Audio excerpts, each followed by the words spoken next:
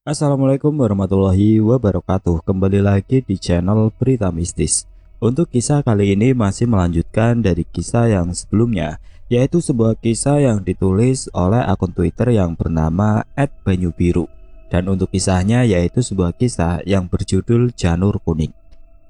Sebelum kita masuk ke ceritanya, tekan dulu tombol like video ini dan jangan lupa tekan juga tombol subscribe channel ini dan nyalakan juga lonceng notifikasinya agar tidak ketinggalan cerita-cerita baru dari channel ini.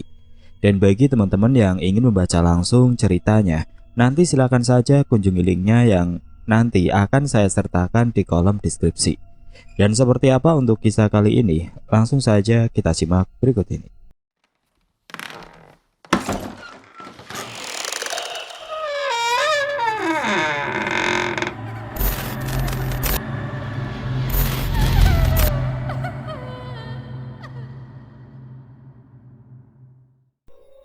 Masih dalam suasana sesak di dada, Langka ini langsung masuk ke dalam rumah bersama ayah untuk menemani Niko yang masih belum bisa bicara dan memijit mama serta ayah.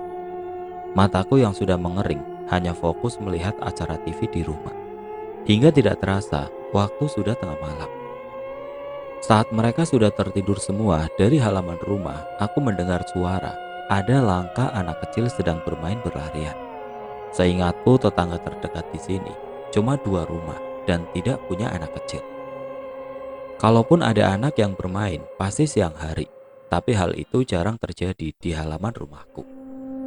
Dengan hati yang masih sesak, aku berjalan ke jendela serta menyelingkap sedikit selambu ruang tamu untuk melihat siapa gerangan yang main di tengah malam ini.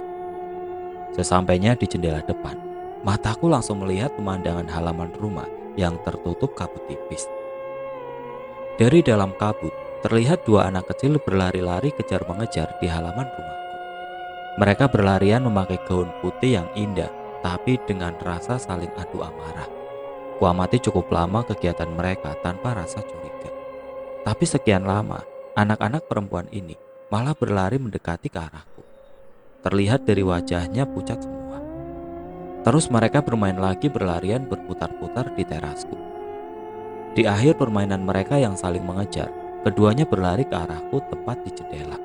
Waktu kulihat, mereka berdua menembus dinding rumah. Di saat yang sama aku menunduk, melihat badanku, serta samping kanan kiriku. Ternyata anak-anak yang berlarian itu menghilang entah kemana. Sejenak aku terdiam dan sadar bahwa anak-anak ini bukanlah manusia yang nyata. Melihat keganjilan ini, badanku berputar cepat, berbalik arah kembali ke ruang tengah. Tapi sewaktu berjalan cepat menuju ruang tengah, sekilas mataku melihat ke kiri. Ada sosok 3 orang yang duduk di kursi ruang tamu dengan berwajah pucat serta tatapan kosong. 1 laki-laki, 1 perempuan, dan 1 anak laki-laki di tengahnya. Dengan cepat aku berlari dan langsung mengunci pintu ruang tengah sebagai pembatas antara ruang tamu dan ruang tengah. Sampai di kasur ruang tengah dengan cepat badanku tengkurap meringkuk di samping ayah. Tidak sadar aku membangunkan ia yang sudah tertidur. "Ada apa, Bang?" tanya ayah pelan yang mulai bangun dari tidurnya. "Ada 3 orang di ruang tamu kita ya," jawabku dengan tubuh telungkup di samping ayah. Suasana hening sejenak. Ayah hanya merangkul dan mendekapku yang sedang ketakutan. Setelah ia berkata lirih padaku, "Di ruang tamu itu sosok 1 keluarga, Bang," tanya pelan ayah di samping telingaku. "Bener ya?" jawabku dari dalam dekapannya. "Di halaman juga tadi ada anak-anak kecil berlarian menembus tembok ruang tamu, tapi anak-anak itu langsung hilang saat menembus tembok ruang tamu," terangku pelan. "Sabar, Bang, ayah juga sering melihat mereka. Sebenarnya ayah juga bingung. Sudah banyak ayah bawakan macam-macam syarat serta doa-doa, tapi mereka malah sering menampakkan wujudnya di rumah. Makanya dari kemarin-kemarin ayah bilang kalau di rumah sekarang banyak penampakan semenjak mama kau jatuh sakit," jawab ayah. "Sudah, Bang, kau tidur saja sekarang. Semoga mereka tidak mengganggu kita di ruang tengah ini." Jelas serta tangan ayah yang menyelimuti tubuhku. Malam itu akhirnya aku tertidur dalam dekapannya ayah. Tapi tidur dalam ketakutan, rasanya jantung mau copot. Selalu was-was ketika mereka mulai menampakkan eksistensinya di rumah. Subuh menjelang, aku pun tidak seperti biasa. Hari itu aku cuma melaksanakan kewajiban dengan tayamum dan ritual wajib di ruang tengah. Jelas perasaan trauma berat yang kuhadapi malam itu. Selesai melaksanakan kewajiban bersama ayah, aku mau memasak. Tapi kulihat di ujung ruang ini, bahan makanan kami habis. Rencana pagi itu aku mau ke pasar untuk beli bahan makanan. Kuhampiri ayah yang sedang duduk nonton TV. "Yah, berasnya habis," kataku di depannya. "Ambil uangnya di baju ayah yang tergantung itu, Bang," perintah ayah. Langsung kuambil uang yang ada. Di kantong saku ayah ternyata hanya ada 30.000 rupiah. Setelah ku tahu jumlah untuk belanja dan persiapan beberapa hari ke depan kurang, aku kembali kepada ayah. "Yah, untuk belanja ini kurang," kataku. "Pakai saja dulu, Bang, secukupnya. Uang kita sudah habis." Jelas ayah dengan raut wajah sedih. "Maksudnya gimana ya?" tanyaku lagi yang penasaran akan jawabannya. "Semua sudah ayah jual, Bang. Semua kebun dan tabungan mama kau sudah habis untuk biaya berobat kita semua selama ini," terang ayah yang tertunduk sedih. Selama sebulan terakhir memang ayah sudah tidak terlihat berangkat ke kebun lagi. Ia hanya berangkat keluar bersama Pak Slamet. "Kini cuma tinggal rumah ini dan satu motor yang kita punya, Bang," terang ayah dengan rasa sedihnya. Suasana sok jelas yang ada dalam otakku di pagi hari. Jiwa muda yang tadinya tidak terima atas jawaban ayah, perlahan luluh dan menyerah karena keadaan sudah seperti ini. Dalam diam, otak ini berpikir ulang.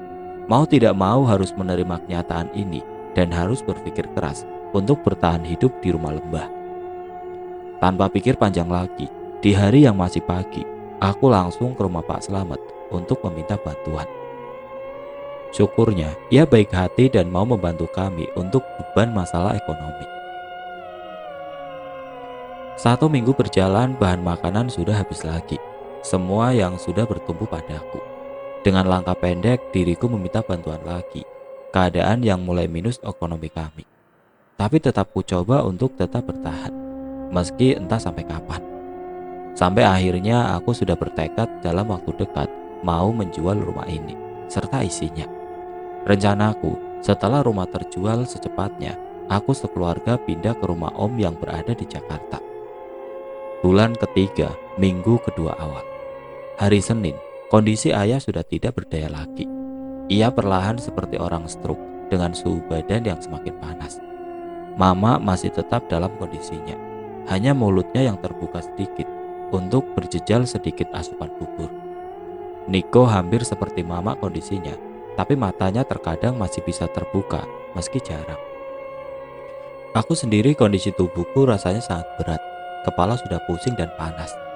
Selesai merawat ketiga keluargaku, aku langsung ikut tidur berdekatan bersama mereka. Seandainya aku mati hari itu, aku sendiri sudah siap dan pasrah, karena kurasa badanku sudah tidak kuat lagi menahan panas serta sakit di semua persendianku. Dalam menahan rasa sakit ini, aku tetap berzikir menyebut namanya. Hanya lantunan doa dalam hati sebisa-bisanya yang kupanjatkan khusus sekeluarga atas cobaan ini, serta memohon untuk jalan yang terbaik bagi keluarga kami. Masih pagi sekitar jam 8, kabut di halaman rumah pun belum hilang. Tapi suara-suara penghuni lain di rumahku mulai bertabuh genderang dari kamar maupun dapur. Suara TV yang menyala tiada henti sebagai peredam rasa takutku terhadap mereka. Dari halaman rumah, terdengar suara mobil yang berhenti. Badanku yang mulai rapuh serta rasa panas tubuhku pun tidak mampu untuk menahan rasa penasaranku untuk melihat siapa yang datang. Hanya tubuh yang membujur sakit untuk tetap meredam rasa penasaran itu. Tok tok tok. Assalamualaikum. Tok tok tok. Assalamualaikum. Tok tok tok. Assalamualaikum. Sepada. Sapa dari balik pintu ruang tamu yang tidak sabar ingin masuk bertamu kepada kami. Waalaikumsalam, jawabku dengan suara mengeras serta menahan sakit di sekujur tubuh. Pagi yang menyusahkan waktu itu, aku berjalan dengan tertatih sekali terjatuh ke lantai karena menahan sakit di semua sambungan tulang persendianku. Setelah membuka pintu, aku segera kembali ke kursi ruang tamu tanpa melihat siapa yang datang. "Masuk aja bang," perintahku yang sudah memegang kursi kayu untuk mulai duduk. "Den, Deno, Deno," sapa seorang di balik punggungku. Mulutku masih diam, sementara badanku tertunduk karena menahan sakit. Kedua tanganku menjulur merapat terselip di antara kedua kaki, dengan badan yang bergetar pelan. Sekilas dari belakang ada bayangan 3 orang. Satu orang langsung duduk berhadapan denganku, sedang yang 2 menghampiriku saat duduk. "Kenapa kau, Den?" tanya dari suara sosok pria pernah ku kenal. Ia yang sudah berada di samping kananku. Kau rupanya bang," jawabku pelan serta kepalaku mulai mengingat sosok yang pernah ku kenal. Ternyata dia adalah Harun. Harun adalah seorang kawan dari Medan. Ia 3 tahun lebih tua daripada aku. Entah apa tujuan ia kemari pagi itu, dan dapat dari mana alamat rumah yang baru ini aku pun tidak tahu. "Kau kenapa bang? Mana ayah dan mama kau?" tanya sosok perempuan setengah baya yang mulai menunduk di depanku, serta menempelkan telapak tangannya pada kedua pundakku. "Oh, Wawa Ita," sebutan Bude Ita. Ia adalah ibu dari Bang Harun. "Lagi gak enak badan ini, Wak. Itu mama juga lagi sakit sama ayah di ruang tengah. Masuk saja, Wak," jawabku dengan mengacungkan jari telunjuk ke arah pintu ruang tengah keluarga kami. Wawa Ita adalah sahabat karib sejak kecil mamaku di Medan. Ia sudah seperti saudara sendiri, bahkan melebihi dari kata saudara. Kedekatan serta ikatan itu terjalin di Medan sampai sekarang. Dengan keteranganku barusan, Wawa Ita yang lama tidak jumpa dengan mama, ia langsung berjalan cepat menuju ruang tengah. Aku tahu kebiasaan dia dan mama pasti pengennya kangen-kangenan dan saling curhat. Tapi yang ia dapati waktu di ruang tengah tidak seperti yang ia harapkan. Bang, kenapa mama kau, adik sama ayah kau ini kenapa juga? Apa yang terjadi sama kalian?" teriak keras Waita yang tidak terima atas keadaan ketiga keluarga kami dari dalam ruang tengah. Mulutku masih terdiam, tidak bisa menjawab apapun dari semua teriakan Waita. Aku hanya bicara pelan kepada sobat karibku Bang Harun. "Kami semua sakit bang." Kau ternyata Maita, kapan datang?" kata ayah yang lirih. Sampai lama-kelamaan aku tidak lagi mendengar dengan jelas percakapan ayah. Harun bersama kawannya dengan cepat masuk ke ruang tengah menghampiri mamanya. Sekian menit ia berdua akhirnya kembali di hadapanku. "Sakit apa kau, Den? Keluargamu kenapa?" tanya Harun pelan dengan wajah Harun penasaran. "Tidak tahu aku bang, satu persatu sejak 3 bulan yang lalu kami terkena penyakit aneh," jelasku padanya yang tetap mendesis menahan sakit di persendianku. "Gimana ceritanya kau sampai bisa kemari bang?" tanyaku pada Harun yang berjongkok di hadapanku. "Panjang dan ceritanya. Sekarang kau duduk saja yang benar," perintah Harun dengan menyandarkanku di kursi dengan pelan. Kudengar ruang tengah semakin ramai tangis Waita sejak kedatangannya.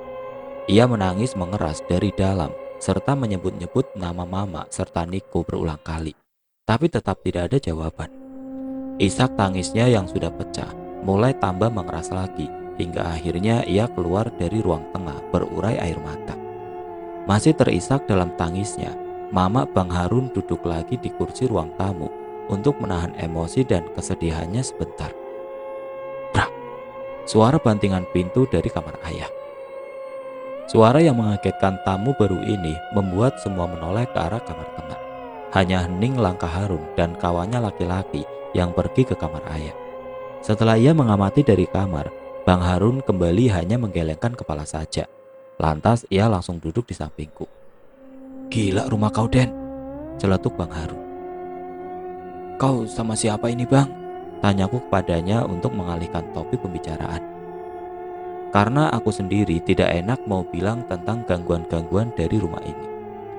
"Oh iya Den, kenalin, ini kawanku dari Jawa," perintahnya, serta sambutan tangan kawannya ini. "Baik Jo mas, panggil saja Jo," katanya dengan mulai berjabat tangan denganku. "Deno bang," jawabku singkat. "Begini Den, sebenarnya kami lagi liburan. Kebetulan mama tadi ingin mampir ke rumah kau sekalian ngajak kalian berwisata. Soalnya Mama baru pindah rumah dari Medan minggu kemarin. Dari 2 hari yang lalu, ia sangat ingin bertemu dengan Mama kau. Tapi niatannya ku cegah, karena ku suruh Mama nunggu aku sampai rumah. Aku sendiri baru balik dari Jawa kemarin, Den. Ya sekalian ingin lihat kau. Kan lama kita tidak jumpa. Terang Bang Harun yang panjang. Ngomong-ngomong, kau sudah usaha dan berobat kemana saja, Den? Tanya Bang Harun. Tidak tahu lagi, Bang. Udah kemana-mana kali. Mama saja sudah diopnan di rumah sakit sebulan, tapi nggak ada hasil. Ayah saja tiap hari nyari tabib sama dukun, sampai akhirnya ia ikut sakit seperti sekarang. Tidak tahulah, Bang. Yang penting udah banyak. Terangku pada Bang Harun. Oh begitu ceritanya. Kalau begitu gini, Den. Kebetulan nih, aku dulu di Jawa pernah ngalamin hal yang berat seperti kau ini. Gimana? Kau mau coba apa tidak? Tawar Bang Harun serius. Terserahlah, Bang. Yang penting kami bisa kembali seperti sedia kala. Jawabku yang sudah mau menidurkan tubuh panas ini karena tidak kuat lagi menahan sakit. Harun langsung mendekati kawannya yang bernama Pak Ijo. Ia berkata pelan meminta bantuan untuk keluargaku. Setelah itu ia pamit. Den, kami boleh keliling sambil lihat-lihat rumah kau, pintanya. Silakan saja, Bang. Jawabku yang sudah terlentang di kursi panjang. Sesaat kemudian ia pergi untuk mengamati keadaan rumah kami saat itu juga. Ia berjalan memutari rumah dan masuk ke semua kamar bersama Bang Harun. Sampai beberapa belas menit kemudian, mereka berdua sampai di ruang tamuku lagi. Hanya gelengan kepala mereka berdua saat berjalan mendekatiku. Sedang aku sudah terlentang di kursi karena sudah tidak kuat menahan beban di kepala dan tubuh ini. Rasa mual, pusing, panas semua jadi satu. Sebentar ya, Bang, kata Mas Paijo yang mulai duduk di sampingku. Paijo langsung duduk bersila dengan kedua tangannya ditaruh di atas ujung tumit. Mulutnya mulai komat-kamit, terdengar lirih ia membaca mantra dari Yang Esa. Sekian detik berlalu, rumahku mulai bergetar. Jo, rumahnya goyang, Jo. Rubuh ini, Jo, kalau diteruskan, kata Bang Harun yang di sampingnya dengan tatapan wajah menghadap ke langit-langit rumahku. Iya, Run, jawabnya Pak Ijo dengan mengakhiri ritualnya. Ada apa, Bang, rumahnya kok bergetar? Mau roboh? Sahut keras Waita dari dalam ruang tengah. Tidak ada apa-apa, Mak, jawab Bang Harun. Pak Ijo lantas menurunkan kakinya dan kembali duduk seperti biasa. Ia berpikir sejenak dan berbicara sebentar kepada Bang Harun untuk meminta persetujuannya. Sekian detik ia langsung mendekatiku. Mas Deno, gimana kalau sekarang semua keluarganya Abang untuk sementara waktu ikut ke rumah Bang Harun? Kata Mas Paijo serius. Ya nggak apa-apa, Mas, Deno ikut saja. Apa nggak ngerepotin Bang Harun sama keluarganya di kecamatan sebelah? Jawabku dengan bibir mulai menggigit. Enggak lah, Den, tenang saja kau. Masa kau tidak tahu aku ini siapa? Kau dari dulu sudah kuanggap lebih dari saudara bagiku, Den. Jawabnya meyakinkan aku. Tidak sadar Waita yang mendengar serta mencermati pembicaraan kami dari ruang tengah berteriak keras. Ikuti saja kata mereka, Den. Setelah itu Waita keluar dari ruang tengah menuju Bang Harun dan Mas Paijo. Mereka berunding untuk mencari yang terbaik bagi kami semua. Hasilnya, mereka berkeinginan keras dan bulat membawa kami semua dari rumah setan ini saat itu juga. Setelah pembicaraan itu, kami semua satu persatu dibawa Bang Harun dan Mas Paijo masuk ke dalam mobilnya. Yang pasti, mobil itu berjejal penuh dengan posisi Mama dan Niko terletak. Sedang aku, Bang Harun dan Ayah duduk di samping mereka. Sekian jam akhirnya kami sampai di rumah Bang Harun yang berada di kota. Secara perlahan kami berempat seperti mayat hidup yang dipindah dari mobil ke dalam rumah Bang Harun. Beberapa tetangga terhenti memandangi kami yang digotong satu persatu masuk ke rumah. Kenapa itu, Bang? Tanya tetangga Bang Harun yang berdiri di depan rumah. Sakit stroke, Bang, jawab Bang Harun yang sedang menutup pintu mobil. Mama dan Niko ditidurkan di kamar Waita, sedang aku dan Ayah tidur di kamar Bang Harun. Karena kondisi fisikku semakin melemah, beberapa saat kemudian akhirnya aku pun sudah tidak sadar. Cerita biar dilanjutkan sama Mas Paijo dan Bang Harun. Cerita ini berganti sudut pandang kepada Mas Paijo dan Bang Harun. Awal kedatanganku ikut Harun ke rumahnya adalah untuk liburan dan rekreasi. Karena menurut infonya, rumah Harun yang baru tempatnya banyak tempat wisata yang terkenal indah. Tapi saat mau happy-happy, aku dihadapkan pada kenyataan yang berbeda. Setelah Deno dan keluarganya terlentang di rumah keluarga Harun, aku pun dengan cepat menghubungi Ki Bagus, guru spiritual yang membimbingku dan Harun di Jawa. "Assalamualaikum Ki," sapaku dari HP.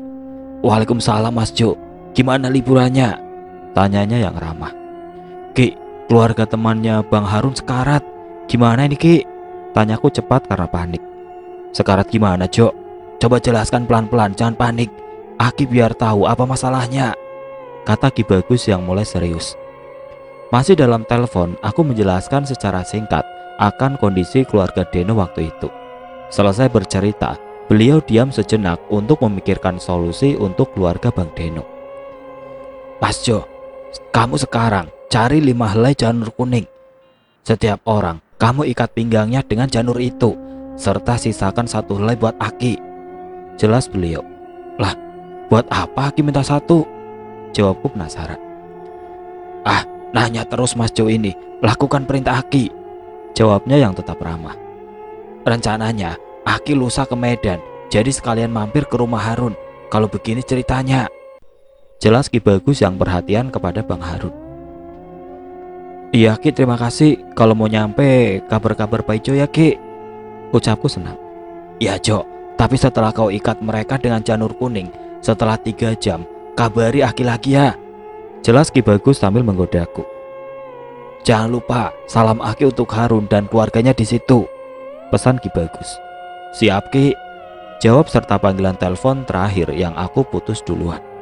Setelah mendapat perintah, aku dan Harun langsung pergi ke pasar untuk mencari janur kuning. Sekitar beberapa puluh menit kemudian, kami kembali ke rumah. Sampai di rumah, Harun dan aku membacakan mantra sebentar di depan janur kuning itu. Selanjutnya melaksanakan perintah Ki Bagus untuk mengikat pinggul mereka semua dengan janur kuning dan menyisakan 1 buat beliau yang akan datang besok lusa. Tugasku sudah selesai. Aku bersama dengan Harun serta ayahnya duduk-duduk di ruang tamu sambil membicarakan musibah yang menimpa keluarga Deno. 3 jam berlalu, suara teriak dari ibunya Harun terdengar dari ruang tamu. "Bang, bang, bang, mamanya Deno sama Niko matanya terbuka dan bisa bicara." Suara keras yang membuat kami bertiga berlari cepat ke kamar ibunya Harun. Sesampainya kami di kamar, ibunya Deno terlihat sudah bangun dengan Niko. Mereka sudah membuka matanya dan mulai bicara perlahan, serta membetulkan tempat duduknya. Mereka berdua langsung bersandar dibantu dengan Bu Ita. Tidak lama kemudian dari kamar sebelah, teriakan Harun yang sudah berada di kamar sebelah berteriak, "Ya, Jo, Deno sama ayahnya juga sudah bicara." Aku serta ayahnya Harun ganti berlarian ke kamar Deno. Mereka terlihat sama dengan ibu dan adiknya. Mulai bicara dan mata sudah terbuka, hingga akhirnya mereka mulai duduk bersandar di ranjang. Kami yang senang dengan melihat keadaan itu langsung terlempar satu sama lain senyum dan wajah sumringah. Dan terdengar suara dari kamar sebelah. "Ini di mana? Ma Harun, tolong saya antar ke kamar mandi," pinta ibu Deno yang terdengar dari kamar sebelah. "Ini di rumahku, ayo, apakah bisa jalan?" jawab dan tanya ibu Harun. Hanya anggukan kepala ibu Deno yang terlihat. Seketika ibu Deno langsung berdiri dan tubuhnya merasa ringan. Ia langsung berjalan menuju ke kamar mandi diantar ibunya Harun. Mereka semua akhirnya bergantian masuk ke kamar mandi satu persatu untuk membuang hajat dan bersuci.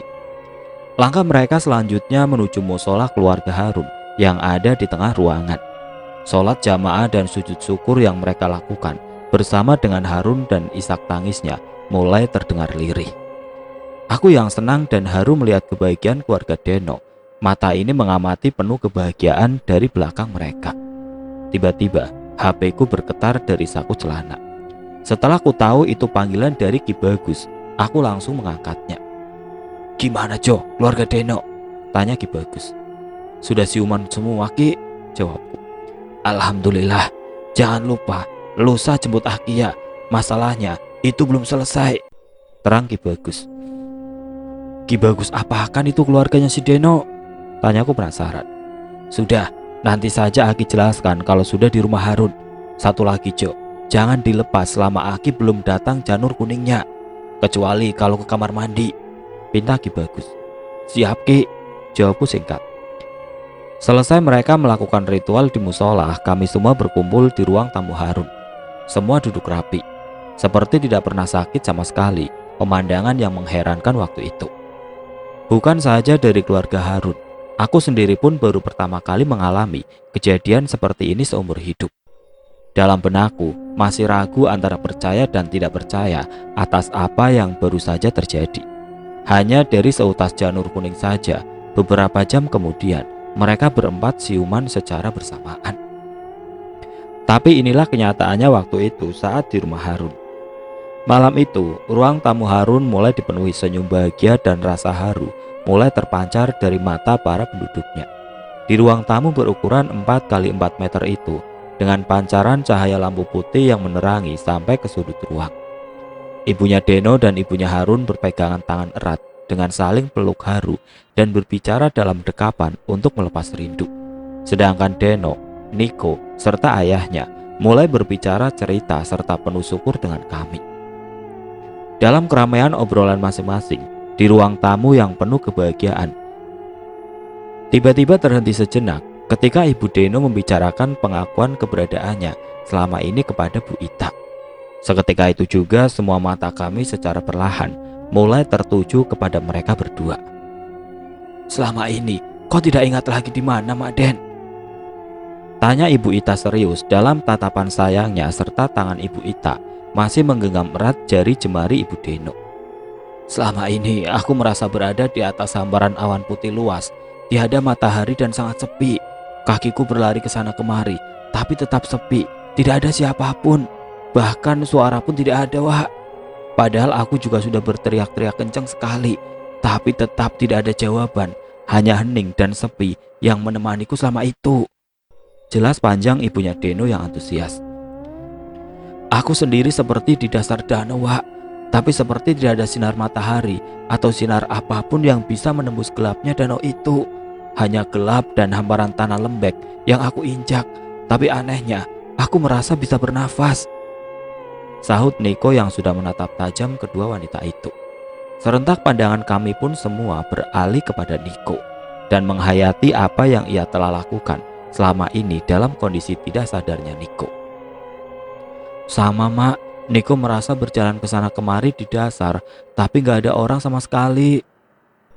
Mataku hanya menatap kelebatan-kelebatan hitam seperti ikan raksasa. Teriak-teriak pun tidak ada jawaban, jelas Niko, serta tatapannya tetap menuju kedua ibu ini. Kalian tahu sudah berapa lama tubuhmu tertidur tidak sadarkan diri? Tanya Ibu Ita. Tapi Ibu Deno dan Niko hanya menggelengkan kepala saja. 3 bulan lebih, Mak Den, ucap singkat Ibu Ita. Kau sudah 1 bulan lebih, Nik, sahut Deno. Kepala Ibu Deno hanya menunduk, menggeleng pelan dan mulai memeluk tubuh Wa Ita lagi. Tangis sesegukan dan peluk erat yang terlihat pada keduanya. Sedang Niko langsung dipeluk Deno dengan sayangnya. Suasana haru keluarga ini terus berlanjut sampai malam hari. Sampai jam berapa aku sendiri tidak tahu. Sekitar jam 1 malam, aku pindah ke kamar Harun untuk tidur. Pagi-pagi buta, setelah melakukan sholat wajib dan membereskan kamar serta rumah, kami semua kaum pria berkumpul di teras rumah Harun. Untuk para kaum wanitanya, semua memasak di dapur bersama-sama. Sekitar jam 7 pagi, hidangan tersaji di meja ruang tengah. Setelah mendapat perintah dari Ibu Ita, kami langsung sarapan bersama. Sarapan pagi itu terasa sangat nikmat dan menyenangkan. Semua terlihat akrab dan sesekali dibumbuhi dengan guyonan kecil. Selesai sarapan, aku mendapat telepon dari Ki Bagus. Mas Jo, kondisi keluarga temannya Harun bagaimana? Tanya Ki Bagus santai. Sudah sehat dan sadar sampai sekarang, Ki, jawabku dengan berjalan ke teras. Mas, habis ini coba kamu datangi markas yang membuat keluarga Deno sakit.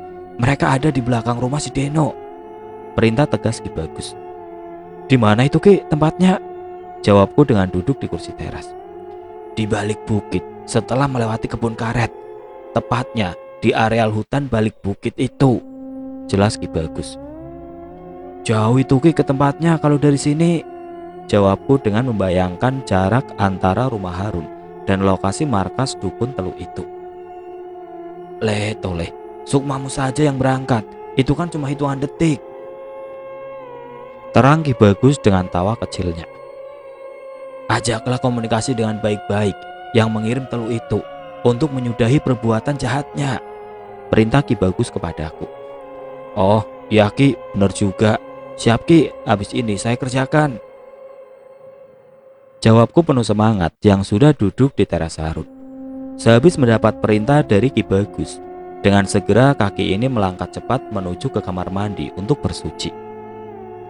Kemudian aku bergegas memanggil Harun yang berada di ruang tamu untuk menemaniku di kamarnya. Sebelum kuceritakan pada Harun bahwa aku mendapat tugas dari Ki Bagus untuk mendatangi tempat tukang teluhnya Deno, Harun sendiri dengan penuh semangat mengikutiku melakukan ritual di kamarnya. Waktu di kamarnya, kuhamparkan sajadah di atas lantai keramik putih. Dengan segera kaki ini mengambil posisi duduk bersila mirip semedi. Tanganku yang bersedekap di dada menghadap ke barat. Sedang Harun, ku minta untuk menjaga jasad kasarku tetap di dalam kamar. Memang benar apa yang menjadi perintah Ki Bagus. Secepat kilat, tubuh halus ini sudah mencapai tempat yang ditunjukkan oleh Ki Bagus.